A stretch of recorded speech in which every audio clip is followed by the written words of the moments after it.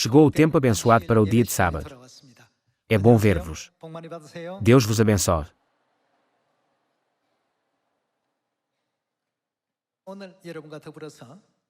Hoje, vamos dedicar algum tempo a estudar juntos a Palavra de Deus com o sermão intitulado Quem sou eu? Existem dezenas de milhares de tipos diferentes de profissão no mundo. Entre eles, há académicos, empresários, professores, médicos, advogados, etc. Há muitos tipos de emprego. No entanto, o que estamos nós a fazer? Todos os que vivem nesta terra estão a fazer alguma coisa.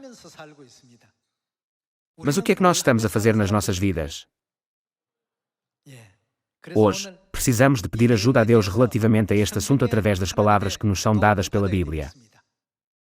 Como que tipo de pessoas é que Deus nos cela e reconhece? Hoje, vamos ver as respostas de Deus à nossa pergunta: quem sou eu? Vamos abrir juntos o livro de 2 Coríntios, capítulo 3.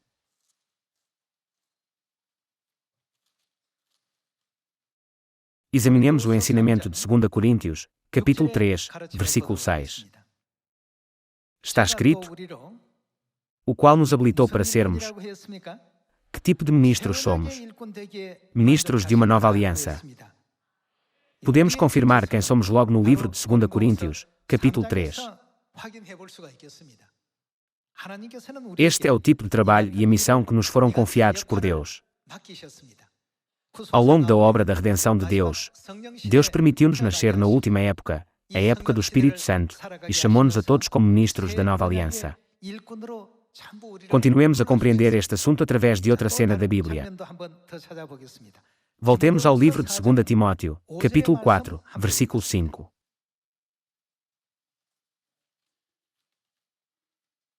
Vejamos o capítulo 4, versículo 5. Tu, porém, sê sóbrio em todas as coisas, suporta as aflições, faz o trabalho de um evangelista, cumpre cabalmente o teu ministério. Em 2 Coríntios, capítulo 3, e também em 2 Timóteo, capítulo 4, Deus indicou claramente a missão e a obra que devemos levar a cabo. Passemos ao livro de Atos, capítulo 1. Vejamos o capítulo 1 de Atos. Em Atos, capítulo 1, versículo 6, está escrito: então, os que estavam reunidos lhe perguntaram: Senhor, será este o tempo em que restaures o reino a Israel? Respondeu-lhes: não vos compete conhecer tempos ou épocas que o Pai reservou pela sua exclusiva autoridade, mas recebereis poder, ao descer sobre vós o Espírito Santo, e sereis minhas testemunhas tanto em Jerusalém como em toda a Judeia, Samaria e até aos confins da terra. Ao examinar 2 Coríntios capítulo 3, 2 Timóteo capítulo 4 e Atos capítulo 1, quem é que Deus está a confirmar que devemos ser? Quem somos nós? Somos ministros da nova aliança, evangelistas que pregam o Evangelho e testemunhas que dão testemunho de Deus.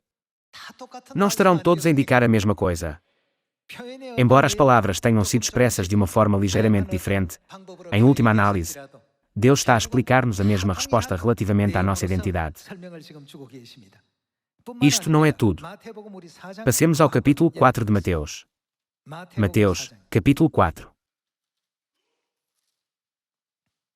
Vejamos Mateus, capítulo 4, versículo 19.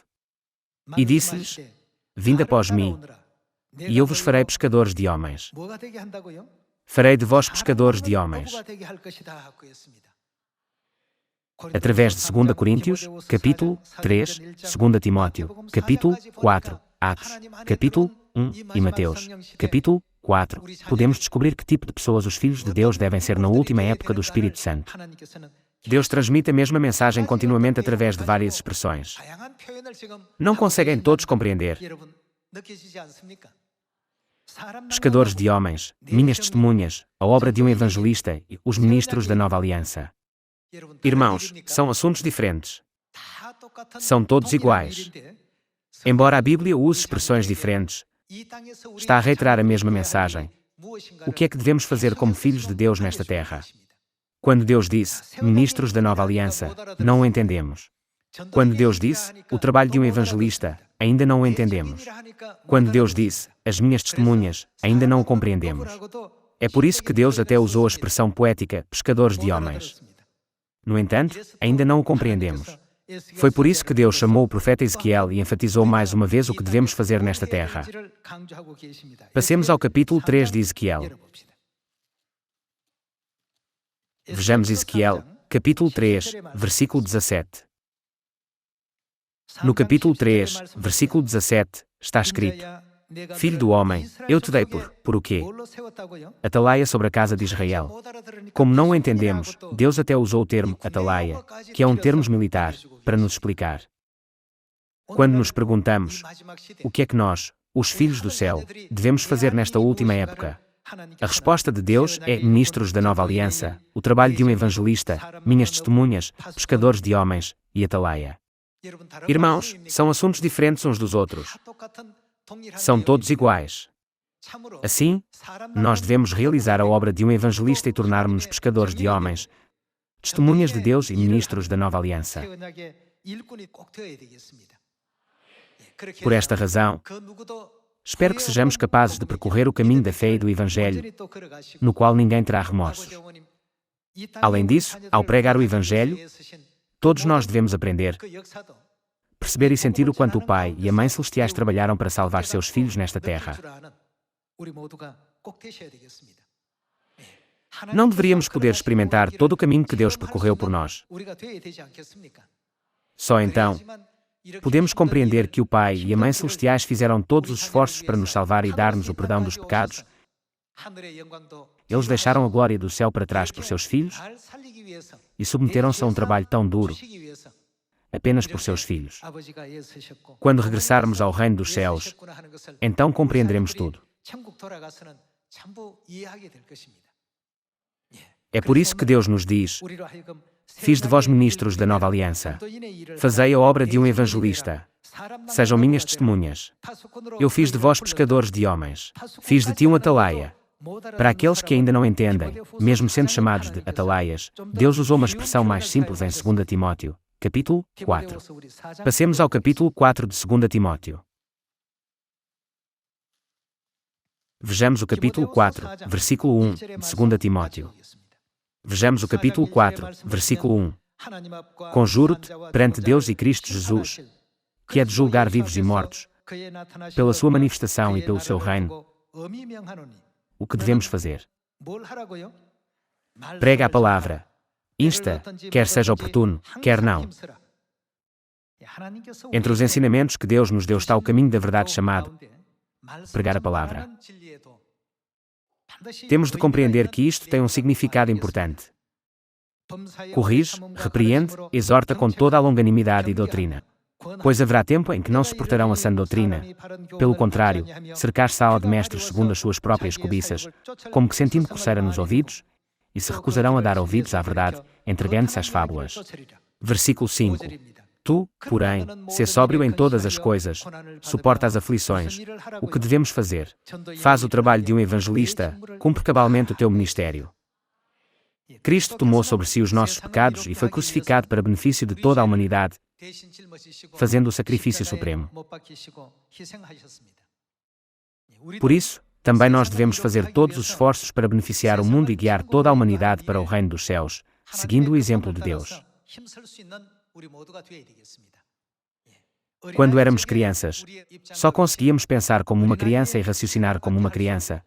Como uma criança, só nos preocupamos com nós mesmos. As crianças choram por comida quando têm fome ou choram para que lhes mudem as fraldas. Ao passo que aqueles que desenvolveram uma fé madura consideram os benefícios dos outros, a Bíblia desperta-nos para este facto.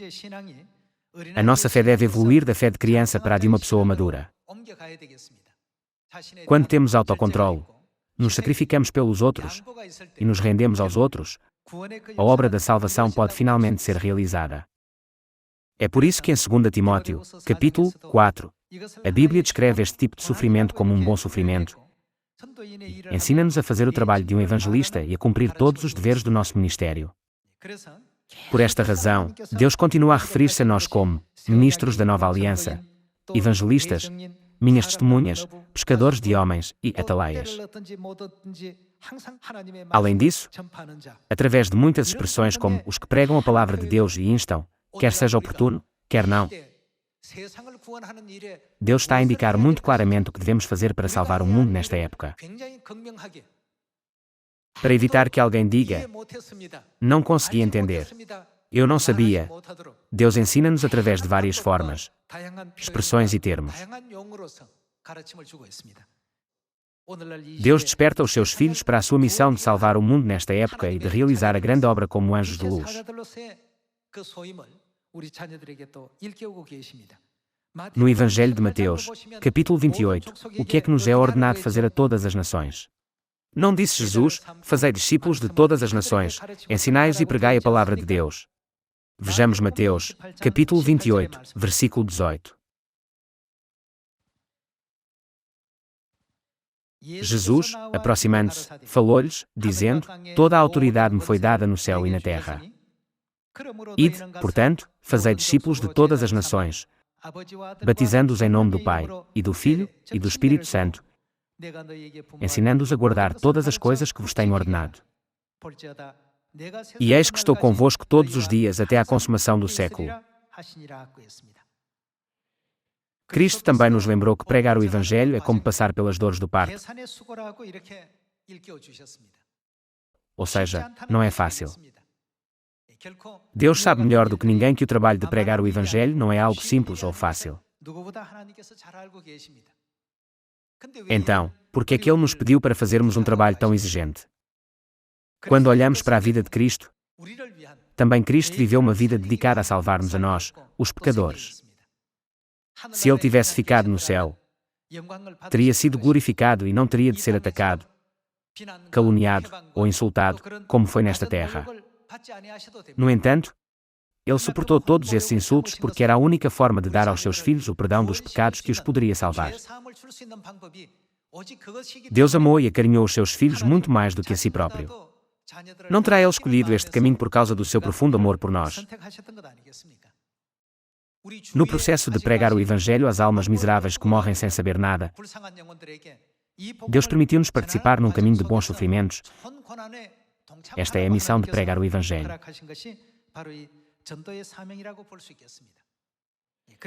Por outras palavras, Deus confiou o caminho mais belo aos seus filhos. Passemos ao Evangelho de Marcos, capítulo 16.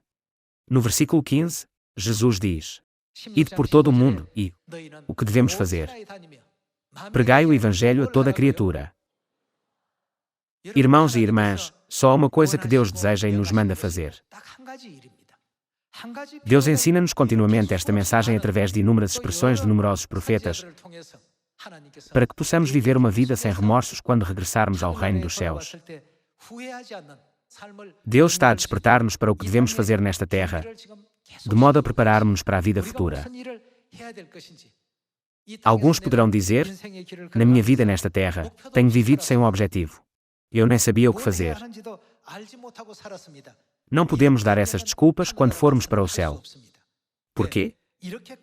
Como estudamos até agora, Deus mostrou-nos claramente a sua vontade e ensinou o caminho para os seus filhos serem abençoados. Por isso, não devemos tratar com ligeireza o que Ele nos ensinou. Nenhum de nós deve deixar de ouvir, entender e compreender as suas palavras solenes. Há ainda muitas pessoas à nossa volta que estão à espera do Evangelho. Muitos delas ainda não regressaram a Sião porque não ouviram o Evangelho.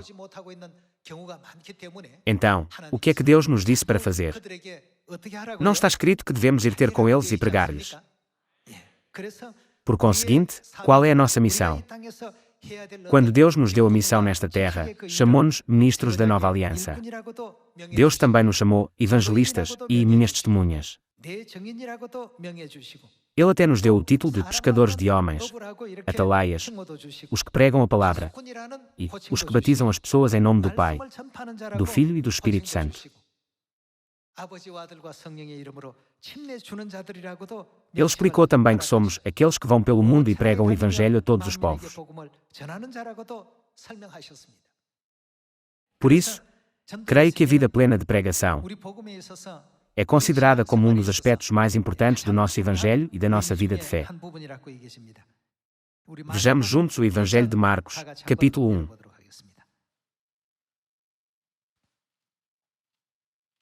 Vejamos o versículo 35. Tendo-se levantado à alta madrugada, saiu, foi para um lugar deserto e ali orava. Procuravam diligentemente Simão e os que com ele estavam. Tendo-o encontrado, lhe disseram: Todos te buscam. Jesus, porém, lhes disse: Vamos a outros lugares, às povoações vizinhas, a fim de que eu pregue também ali, pois para isso é que eu vim. A vida de Cristo foi exclusivamente dedicada à pregação. Não haveria razão para ele enfrentar a perseguição e a calúnia, ou mesmo tentar despertar aqueles que não estão dispostos a ouvir, se fosse apenas para sua própria satisfação. Há muitas dificuldades durante a pregação. Enfrentamos até mesmo severa perseguição quando nos deparamos com quem está contra nós. No entanto, Cristo desperta-nos dizendo: Foi para isso que vim a esta terra. A pregação é o caminho que Deus escolheu, não apenas para trazer alegria e felicidade a si próprio, mas para trazer alegria e felicidade a toda a humanidade e proporcionar-lhe um futuro brilhante. Este é o caminho da verdade que devemos seguir.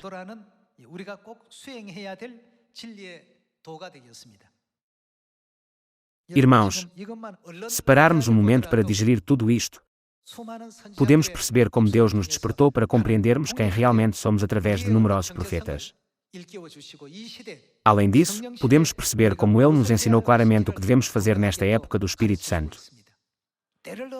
Deus disse-nos para cumprirmos a nossa missão, quer seja no tempo ou fora de tempo.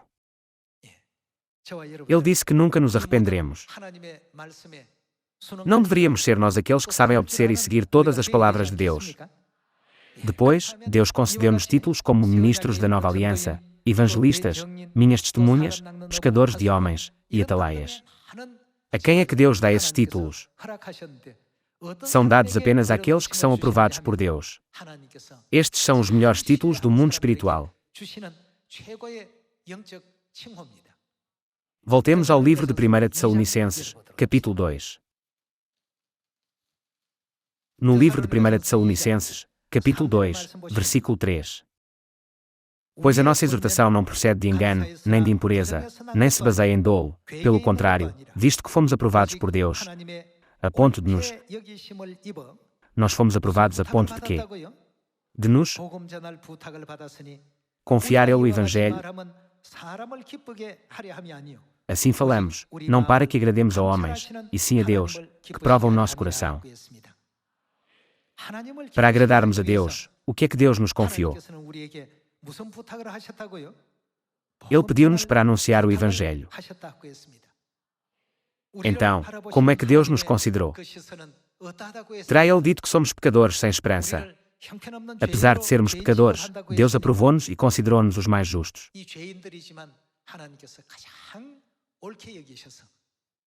Nos dias de Noé, quando Deus julgou o mundo com água, Ele escolheu Noé porque o considerava o homem mais justo.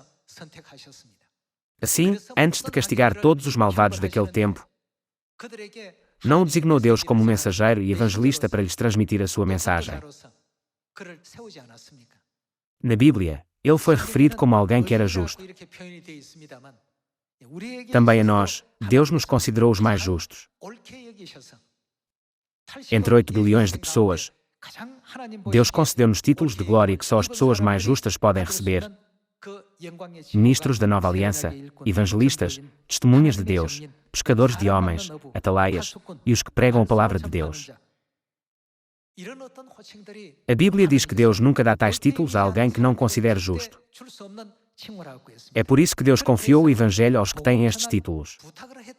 São justos, são dignos de confiança e são fiéis. Uma vez que Deus confia em nós desta forma, nunca devemos trair a sua confiança em nós. Devemos ser fiéis a Deus. Uma vez que Deus confiou em nós e nos designou como ministros da nova aliança, como evangelistas e como testemunhas de Deus, todos nós devemos tornar-nos filhos fiéis de Sião. Vamos voltar para mais um versículo no livro de 1 Timóteo, capítulo 1. 1 Timóteo, capítulo 1. Vejamos o ensinamento de Deus no versículo 12. Sou grato para com aquele que me fortaleceu, Cristo Jesus, nosso Senhor, que me considerou como fiel, como Ele nos considera fiéis, o que fez Ele, designando-me para o ministério. Para que tipo de serviço, ou seja, para que posição é que Ele nos designou? Deus confiou-nos os cargos de ministros da nova aliança, suas testemunhas e evangelistas. Quando alguém ocupa uma posição executiva numa empresa, como um gestor regional, um chefe de departamento ou um diretor, muitas pessoas admiram-no, dizendo: ele é realmente fantástico. Eu respeito-o. No entanto, a posição que recebemos é algo que até os anjos do céu invejam.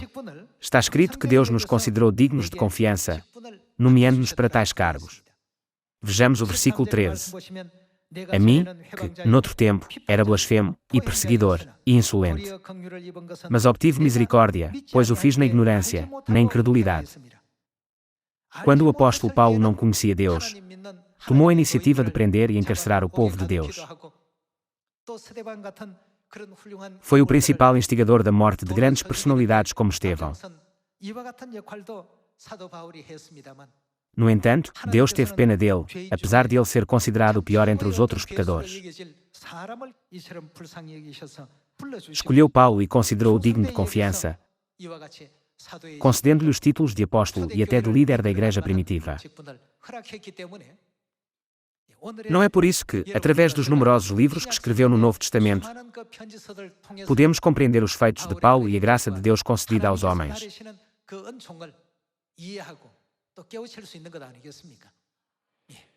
A melhor coisa que fez durante a sua vida foi saber corretamente quem era. Tinha a resposta correta à pergunta: porque nasci nesta terra, e cumpriu fielmente a sua missão.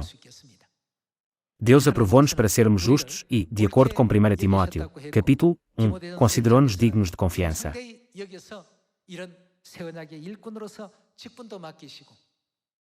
Assim, Ele confiou-nos até mesmo a posição de ministros da nova aliança.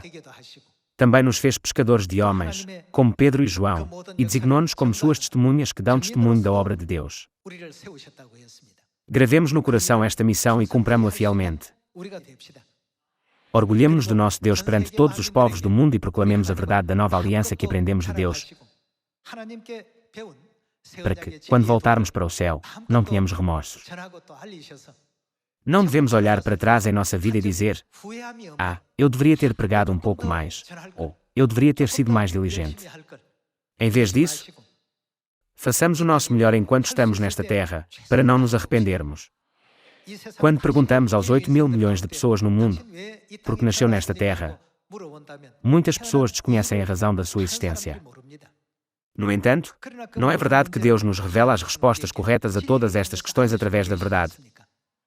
Aqueles que sabem de onde viemos e para onde vamos, e vivem com esse conhecimento, são as pessoas que vivem a vida melhor e mais gratificante.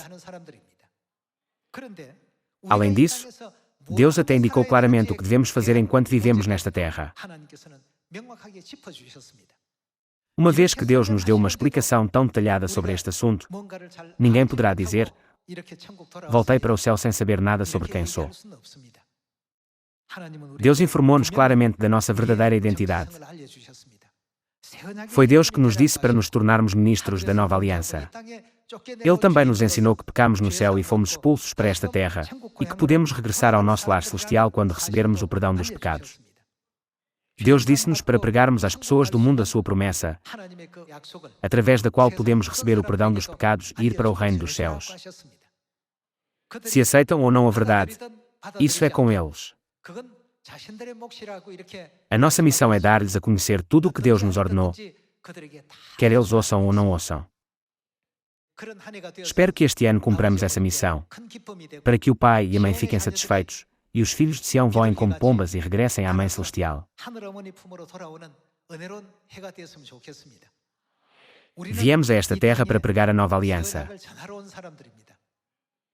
Só o primogênito, que Deus considera como o mais justo, pode cumprir esta missão. É-nos dado o privilégio de sermos os primogênitos. Não é exagero dizer que temos o poder de salvar alguém ou de o deixar morrer. Aqueles que aceitam a palavra de Deus que lhes é entregue, viverão. No entanto, o que acontecerá àqueles que não o aceitarem? A única coisa que a sua alma pode esperar é ser destruída. Apesar de existirem muitos seres espirituais e anjos no céu, será que qualquer pessoa pode ocupar um cargo e um título tão importantes? Não podemos deixar que este tempo precioso que nos é concedido passe em vão, vivendo nesta terra sem objetivo e sem compreender estes gloriosos aspectos espirituais desta vida.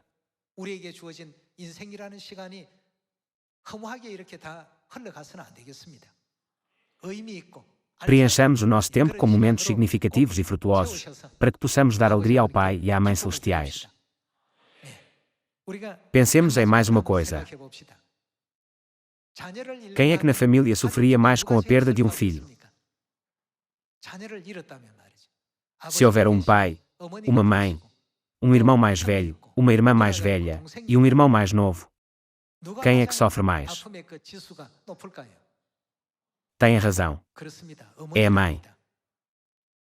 Depois, se a criança perdida fosse reencontrada, quem teria o maior nível de alegria? Diz-se que é a mãe. Claro que o pai e os irmãos também ficariam felizes. Quem não ficaria encantado por encontrar a criança perdida? No entanto, é a mãe que vive as maiores tristezas e alegrias. Então, não querem dar uma grande alegria à Mãe Celestial? Façamos todos o nosso melhor para dar alegria à Mãe e também ao Pai. Além disso, vamos dar muita alegria aos nossos queridos membros da família celestial. Desejando que este ano seja cheio de alegria, gostaria de concluir o sermão de hoje. Muito obrigado.